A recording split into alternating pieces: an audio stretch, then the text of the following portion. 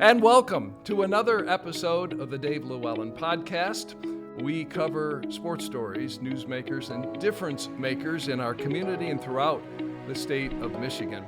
And it's a pleasure today to have with us in studio Hirsch Pescovitz, the 7th president of Oakland University, based in Rochester, Auburn Hills, Rochester Hills area.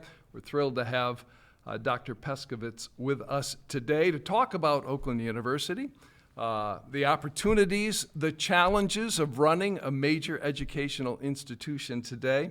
Welcome. Thank you so much, Dave. I'm thrilled to be here with you. Well, and I'm very happy to have you with us today to talk about what you're passionate about, and that begins, I guess, with Oakland University and where this university is at today, and where you see the university going in the future. Absolutely. Well, I think we're in a great place. Like so much of the country, we are coming out of COVID, which obviously traumatized pretty much the whole country, and we're in recovery now. So our students are back, our faculty are back, our staff is back now, and we're on a roll. And if you come to visit our campus, and I hope you will, I think you'd find it to be a truly vibrant place where all kinds of exciting things are happening. My son is a proud graduate of Oakland University, so have been on campus many, many times, and it is a fantastic campus, one of the safest campuses in the country as well, which I know you're extremely proud of and take great care for. Absolutely. We just received recognition yet again for being the safest campus in Michigan and the 7th safest university in the country. And this is not the first time that we've received that kind of recognition. And, a lot of times people say, why do you aspire for a recognition like that? And of course, with last year's shooting in the MSU campus, I think most people in Michigan understand, and certainly parents and students understand, that if your university is not a safe place, you can't learn. Yeah. You can't study, you can't learn, you can't have a good time. So safety does matter. And just since the MSU shooting a little over a year ago, we've continued to invest in safety and security. We invested an additional $655,000 just to ensure that our already safe campus was even safer than it was before. Yeah. So it's very important. It's something that we pride ourselves on, and it is very critical to all of our faculty, staff, and of course, most importantly, our students. And parents of students who are looking to send their kids away in many cases to college, yes. Their safety, their kids' safety, very, very important. Absolutely. And so it's not the only thing that matters, but it's a prerequisite. Yeah. And it really does make a difference. All right. So coming out of the pandemic then, challenges numerous, of course. Enrollment, you had virtual learning, you had, time away from campus. How difficult was that? And did that impact enrollment and the opportunity for the university to move forward as you had hoped during that time? Yeah, well, I think, as I said, almost everyone experienced a lot of trauma from COVID, in so many different ways. But when you talk specifically about enrollment, most universities across the country and all of us in Michigan did see an enrollment decline, with the exception perhaps of Michigan, University of Michigan, and Michigan State. All the rest of us did see an enrollment decline, and that was compounded by the fact that actually there's a demographic decline in Michigan as well. We don't make a lot of babies in Michigan, and so we did see an enrollment decline. But in the past couple of years, about 2 years, our enrollment has stabilized. And so we're very grateful for that, and that has really made a difference. The other big change, and you are kind of alluding to that as well, is that as soon as COVID hit, over the course of a weekend, we had to change how we taught our students. You know, we used to have primarily face-to-face instruction, and over the course of one weekend, we had to change from face-to-face instruction to online instruction. And now we're going back to something that's sort of in between, hybrid instruction.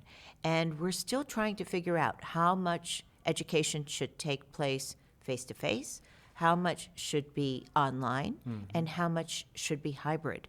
And we're still figuring that out exactly. Some students really like being online. Some students really like being hybrid. Some students learn best when they're taught face-to-face. So we're still in that in-between mode where we're figuring it out. And some things, of course, you can't really teach hybrid. My own specialty, I'm a physician. Right. You know, you have to teach some things face-to-face. You have to be able to really educate laboratories, for example, in person. So we're in that in-between mode. I think in the end, we're going to figure out that there is a hybrid way of learning that may be optimal for both students and their faculty.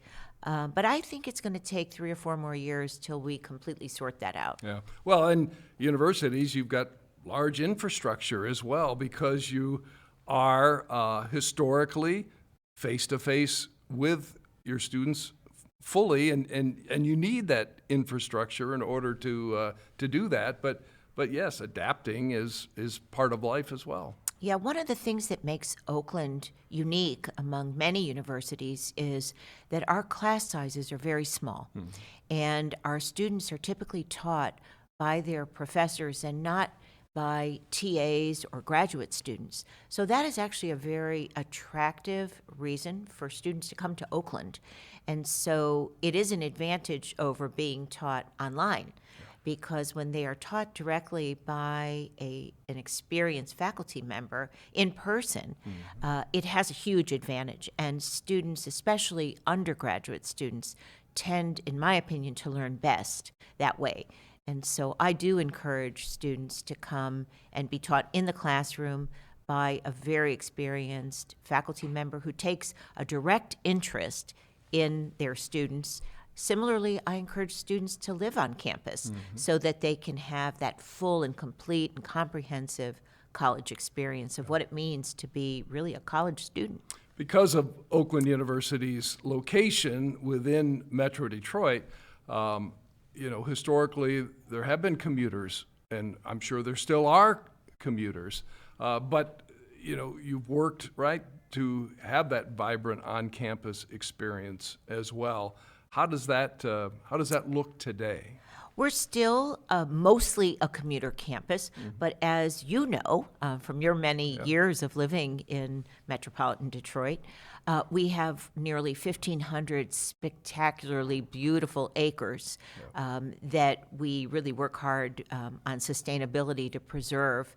And students actually have courses where they really study the Clinton River, and we teach them about preservation of the land as part of actually what we instruct them on. But even though we are still largely a commuter campus, we're encouraging more and more students to take advantage of all the opportunities that an on-campus opportunity really affords them.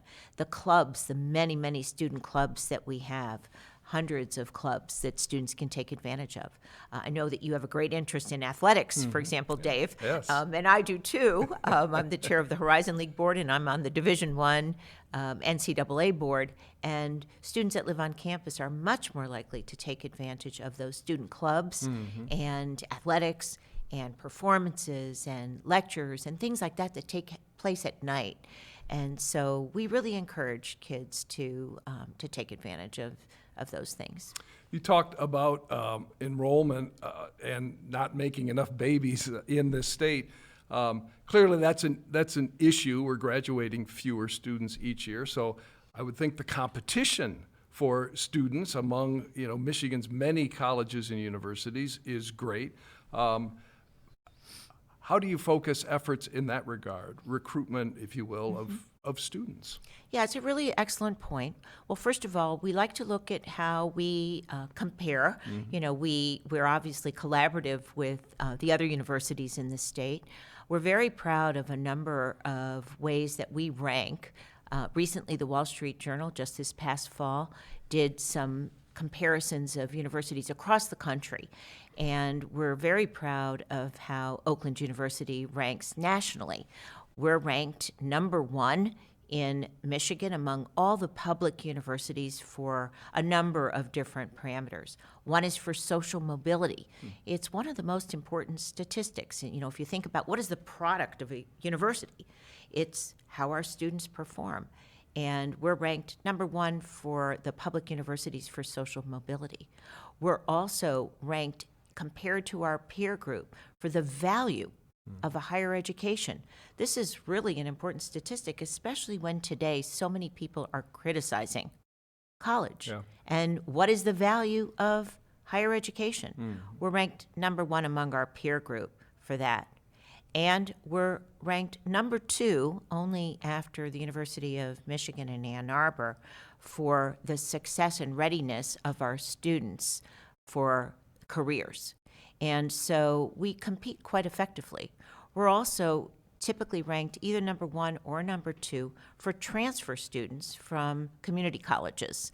And we also very much recognize that many students aren't ready for 4-year universities, and they will start at a community college. And when that happens, we encourage them to start at community college, but we want them to transfer to 4-year universities because the data are unequivocal that both for the student and for our economy, a 4-year degree is absolutely best. And the reason is because over the course of a lifetime, an individual with a 4-year degree will earn at least $1 million more than one without a 4-year degree. And if they go on to get a master's degree, they will likely earn, on average, at least an additional $500,000 more. And if they get a professional degree, I have an MD, Yes. they will earn substantially more than that. That's for the individual. But then if you look at communities, so look across Michigan and look at the counties where there are more people with bachelor's degrees than the counties that don't have as many bachelor's degrees. So look at Oakland County and Washtenaw County, where there is a higher proportion of individuals with 4-year degrees. Those are the 2 counties that are economically doing the best. Well, and you're ideally positioned, Oakland University, then, for those community college, those 2-year students to transfer to get that 4-year degree. Exactly. And so there's a direct correlation between the community college transfer to 4-year institutions and the economic growth. So we're invested in that. We're invested in the individual's economic prosperity and the community's economic prosperity as well. And you mentioned community, you're engaged in the community as well. I mean, Pontiac, being the county seat in Oakland County, I know there's been extensive engagement, you know, with residents of the city of Pontiac. One of the outreach efforts that you have been involved with at Oakland, and that's important, I assume. Yes, we have a number of strategic goals, but one of our most important goals is community engagement, and one of the best manifestations of that is our Oakland University Pontiac initiative, which is now in its 10th year, and it has now received significant national recognition. Just in November, we won the inaugural award from the American Association of State Colleges and Universities. And this is a big national award. We were the first in the country to receive it. And it's for the work that Oakland University does in Pontiac in collaboration with institutions and organizations in Pontiac in 6 different pillar areas: in education, in government, in creative arts, in health and well-being. And so in all of these different areas, our purpose is not to come in and tell the people of Pontiac what to do, but to work collaboratively to help to really revitalize the city of Pontiac and to help it have better economic development. And it's been extremely successful. So the outreach, but also there are opportunities on campus that many do take advantage of. Many others could certainly, in terms of the cultural opportunities. You mentioned lectures, but you've got Meadowbrook Theater there, you've got Meadowbrook Hall there, all of the other athletic events on campus. There are a lot of opportunities for people to become engaged with Oakland University in that way as well. Yes, it's such a rich atmosphere. It's incredible. You could be doing 2 or 3 things every evening if you wanted. You mentioned the lectures. We have a wonderful lecture series called History Comes Alive. And we have the most incredible speakers. I go to that lecture series with my partner, and we learn something new every single one of those. And then we go to performances by students. We just saw Jesus Christ Superstar. And, just to give you an idea, I remember seeing this when I was young. I bet you did too. I did. Did you see it? Yeah. Well, do you know that both Jesus and Judas in this performance were performed by women? Okay. So I bet when you and I saw it, they were not. They were not. Yes, that's right. So, life changes, and they were our young students, and they were incredible. Yeah. So we do these incredible different things. And, we have our brass band performing, and we have these incredible, wonderful just activities of every single sort. Yeah. And so it's a rich life that just is amazing. I live on campus, so I just have to take my bike and, ride down the street, and there are 2 or 3 things every single night that I can do. Yeah, fantastic. All right, as we talked about Pontiac and the outreach, you mentioned one of the pillars in terms of strategic, planning for the university. You've been in the job since 2017. Last fall, you were reappointed, if you will, your term extended all the way, I think, to 2031. So you're going to be around. You're engaged now in a strategic plan for moving Oakland University forward. Talk to me about what some of that entails, what the future looks like for this university. Yeah, and I think, first of all, I have to say I feel very honored and privileged that my board chose to extend my term for such a long time. I'm sure you're reading about universities and presidencies around the country, including in Michigan, and that is rare. And I think it is a sign of the fact that Oakland is thriving, that they would want to continue the stability that we have right now. But it is an opportunity for us now to refresh our strategic plan, which we've had before. And how important is that for the university kind of to have a plan and then be able to work the plan going forward? It's critical. You don't just go about your work and not think about the future. I am one of these people that always aims high. My team knows that I always think about, what I always call shooting for the stars. And if you miss, that's okay. You land on the moon, and then you just tell everybody that you were aiming for a moon landing. Yeah. So it's okay with me if we have strategic goals that are very high and aspirational, and we don't achieve them all. But we have to have those goals, and we have to have a strategic plan to achieve very high aspirational goals. And so we are now, especially now that the institution knows that I intend to be here for a while, refreshing our strategic plan. So we're at the early stages of that, so it's not complete, but it will continue along the format of the kinds of things that we have been invested in before. So this will follow along the lines of student success, because our students are at the core of everything we do. Research and scholarly activity, which really focuses to a large extent on our incredible faculty who do work in discovery. And do you think, sorry to interrupt, no do you think that the general public has an understanding of the good work, the research that Oakland University is engaged in. Is that something that, well, you say it's very, very important. Do enough people know about the good work that's being done in research at this institution? I would say they don't, and I think that that's a real opportunity for us to educate the public on what we do. We have recently been ramping up our research in a major way.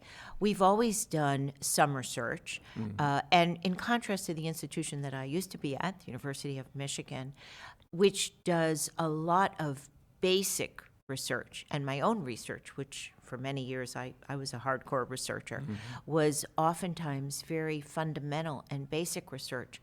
Oakland's research tends to be applied research. So let me give you an example, not from my field, but maybe from engineering. At Michigan, an engineer might be working in hypothetical kinds of engineering research, but at Oakland, it would be directly applied. So our engineers might be working with one of the auto companies on how to develop the latest battery that will go into your car tomorrow, not in 5 years or 10 years. Whereas at Michigan, they may be working on a future generation or something that is really hypothetical.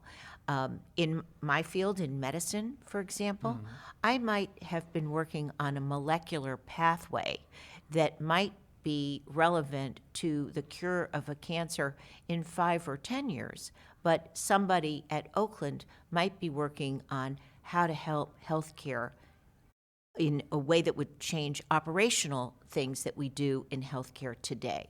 So we do far more relevant things to the applications of what we do to deliver on changes that are directly important to people today. Both are very important. Yes. And by the way, there's a crossover in both of these areas. They're very important. But one of the things that I like to think about for Oakland is that we are the workforce university of choice. So we are very responsible in terms of trying to think about what does the workforce need today. And we do that in the way we train our students, and our research is targeted in that way as well. And so it is much more applicable to the direct needs. That's not to say that what a place like the University of Michigan or MSU or what I used to do doesn't matter, because those things are critical as well. But Oakland is closer to the societal needs of today. And we need both as a society. We definitely do. But we are critical in this way because our students, when they graduate, are the #1 brain gain university in Michigan. Our students stay in Michigan and get employed by these companies that work right here. So it's critical that what they learn and what our scientists do be applicable to this work right here and right now. Well, and to that point, I mean, Governor Whitmer in June announced this big initiative, right, to try to keep people here and to grow Michigan's population. I mean, this fits perfectly with that initiative. I mean, if your graduates are staying here, that's a benefit to our state, and clearly, we're not growing population much in this state, so we need everybody here that we can keep. Right, and over 95% of our students who enter into the workforce are working right here in mostly Southeast Michigan in local companies, businesses, schools, hospitals when they graduate, in, by the way, very high-paying jobs, because they are getting these incredible jobs. And that's mostly because while they were students, they got high-paying internships. Yeah. All right, so I interrupted in terms of laying forth the strategic plan, but we covered some key things. And those are things that are part of that plan. We're also very focused on recruiting. You asked about recruiting earlier.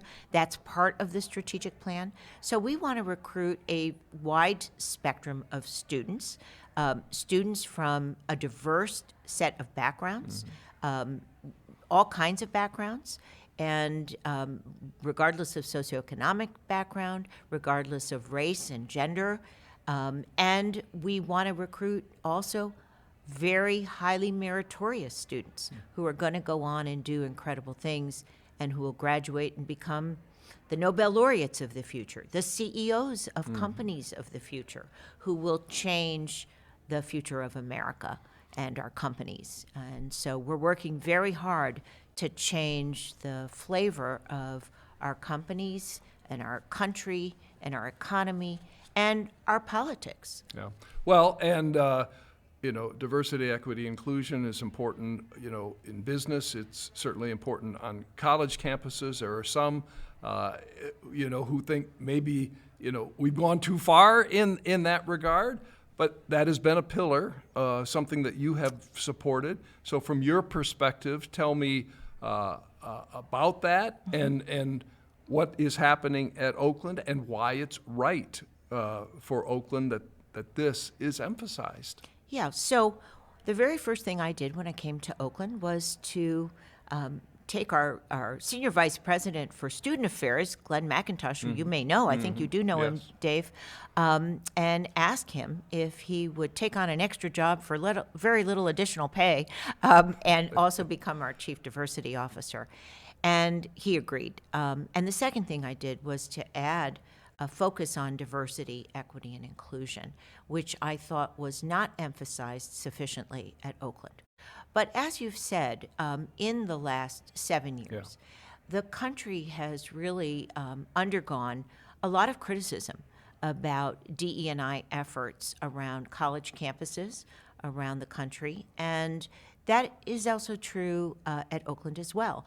And there are now 23 states in the country that have legislation to divest, to dismantle, or to dissolve DE&I programs in the country.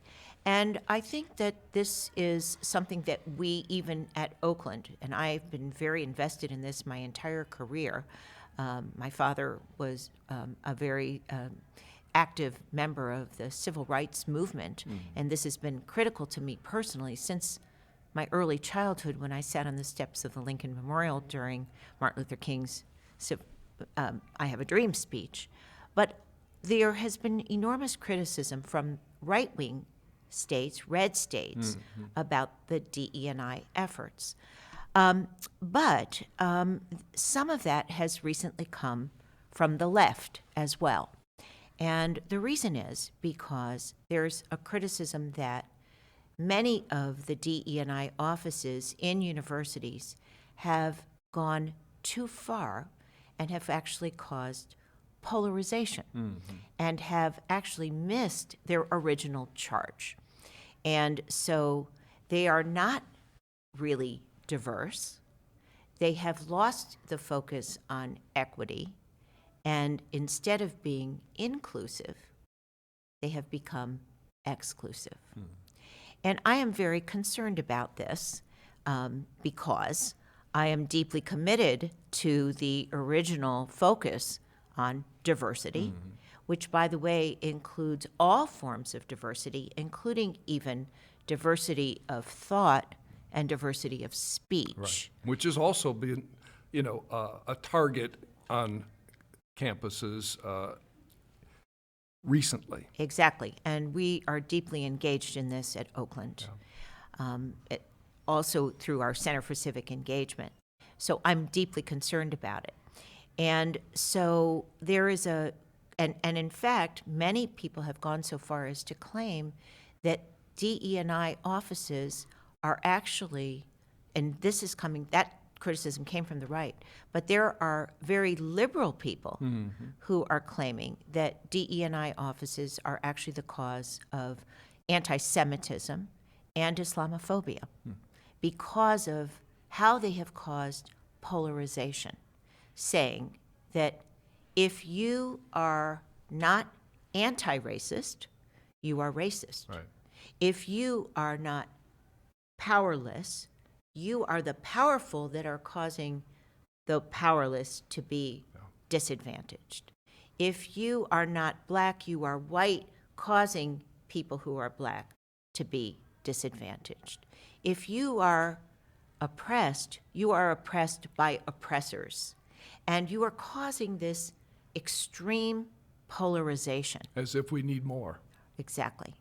And this is now become the cause célèbre of many people attacking DEI offices. So how do you preserve the original intent on Oakland's campus? You know, how do you do that? Well, some people are calling for the disbanding Sure. of DE&I offices.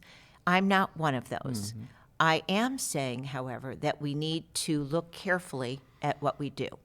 So one thing I am saying to our DE&I council and our DE&I offices is, let's look carefully at what we're currently doing and make sure that what we're doing is the right thing. That we look carefully, are we diverse? Are we truly diverse? I'll give you one example of something that we've been doing that I've challenged. I've gone to our people and challenged them.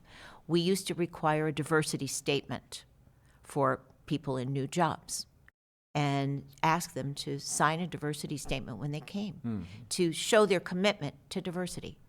I no longer think that is a valuable thing for us to do. To tell you the truth, with ChatGPT, you could go on ChatGPT and get a diversity statement that would sound pretty good, but what would it mean? Right. So if you didn't believe it, if it wasn't true to you. Right, and anybody could get a good sounding statement. Sure. But what would it mean? So I believe we shouldn't have that anymore. That's an example of something that I think we should stop doing. Mm-hmm. And if we don't stop doing it voluntarily, I do believe that somebody will demand that we stop it. Yeah. So I think we need to look inward ourselves and ensure that when we say diversity, who is part of our diverse group? Mm-hmm. It should truly include diversity. And when we talk about inclusion, are we truly being inclusive? And that really is one of the things I care deeply about. So we've now I've challenged our Diversity Council to look deeply inside and to come back with reformation of what we look like. And they're in the process of doing that right now. And I'm looking forward to what they're going to change about what we're currently doing. But I am expecting that they will come back with significant changes because it's very important to me. You know, Oakland has been, I believe, a really good model of relative peace and quiet since the October 7th Hamas attacks on Israel. And if you look and compare us to other campuses, I'm very proud of how we have looked compared to the majority of universities around Michigan, but certainly around the country. Sure. Well, and you know, you want to have a diverse student body. You want to provide opportunity to, you know, to all people to learn and to grow as people. And so, you know, that should be important to everybody, I feel. But yes, I get that there has been, you know, politicization of it. There's been division caused as a result of it. But I'm glad to see that in Oakland's case that you're taking these steps to, again, make sure that it remains something that's relative and positive on your campus. Yeah, we want to stay true to the intent without allowing others to come and change what we meant to be. Because I think it's very important that we stick to our original intent and do it well. Yeah. Your background, medical degree, Northwestern University. You spent years at Indiana University, University of Michigan as well, in the private research world for a period of time before taking the Oakland job as well. How is it that you go from medical degree and research to becoming leadership positions and president of Oakland University? I mean, is that a path that you once foresaw for yourself? Yeah, I guess it sounds like it's a leap or a huge change, but I don't know that it's as big a... There are many MDs, though, who are leading our major universities. You know, at one point here in Michigan, there were Yes, 4 of us yes. at the same time. I think today I'm the only MD, was president of a university, but there was a point where there were 4 of us at the same time.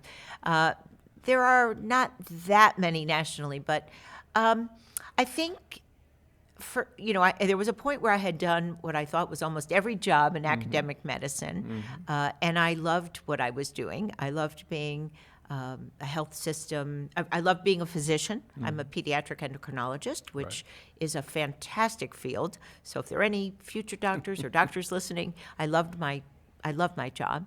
I love doing research. I told you that I did research for many, many years, and I did both clinical research and laboratory-based research, and it was wonderful. I love the spirit of discovery. I think it's really fantastic.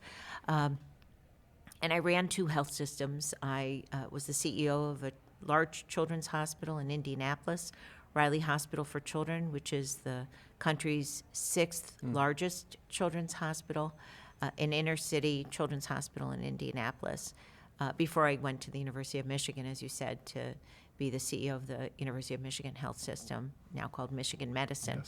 Yes. And my husband was a transplant surgeon, and he died in a car accident commuting between Ann Arbor and Indianapolis. And after he died, I went back to Indianapolis to be with 2 of my children who had moved back to Indianapolis, one of whom, by the way, is a journalist. Excellent. And that was when I thought that it would be good for me to experience really a completely different world. So I worked at Eli Lilly and thought that it would be good for me to see what it was like to be in industry. And I did that because I wanted to challenge myself, go out of my comfort zone, learn new things, and I did. And it was really very interesting. I did learn a lot, but I missed academia. And it was at that time that my new partner, Dan, who was a Beaumont physician, told me, I was being recruited by headhunters, and I was approached about the Oakland University presidency and told me that I really should look at it seriously. I had been asked to look at university presidencies before. And, it isn't as far a leap as you would think. First of all, being a pediatrician and being a university president with young people, they're still... They're a little bit older than my patients, but not that much older, is not as far a leap as you would think. And I have to say that this is the most gratifying position of all the jobs that I've ever had. And I think the reason is because I see the future for our students. When I think about where they are, I talked about the fact that we're the number 1 for social mobility. Yes. And I see where they start. And I see how we transform them between where they start and where they end up after they graduate. And I see what kind of an impact our educational experience gives them, and how their world opens up for them after they've been exposed to college. And it is transformational for almost all of our students. Their lives are, in fact, truly changed because of the faculty's exposure to them and what they learn and how they learn to think and how they view the world and what they think about their careers. Most of them don't really know what they're going to do until they've been exposed to so many amazing opportunities. These internships that I talked about are life-changing for them. The companies that then get exposed to our students and see how remarkable our students are, then see that our students themselves are truly remarkable. And to me, there's nothing more gratifying than seeing how we have changed the lives of these students. And so it really is, I have the best job in the world, which is why I can see staying here a long time because, we have a few hiccups every once in a while, but I can't think of anything more wonderful, more exciting, more innovative, more entrepreneurial, more challenging to do. Yeah, excellent.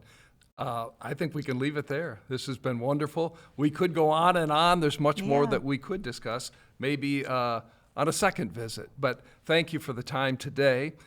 Thank you for the work that has been done, and clearly the work that will continue at Oakland University. It's been great to have you here today, and I'm so appreciative of your time. Well, thank you, Dave, and thank you for everything you do. I know you're a veteran here. You had one job for 35 years, and I'm so delighted with your wonderful podcast.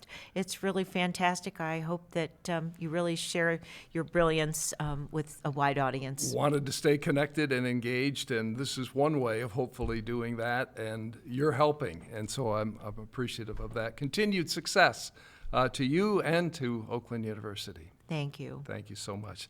Dr. Ora Pescovitz joining us. She is the president of Oakland University on the Dave LewAllen podcast.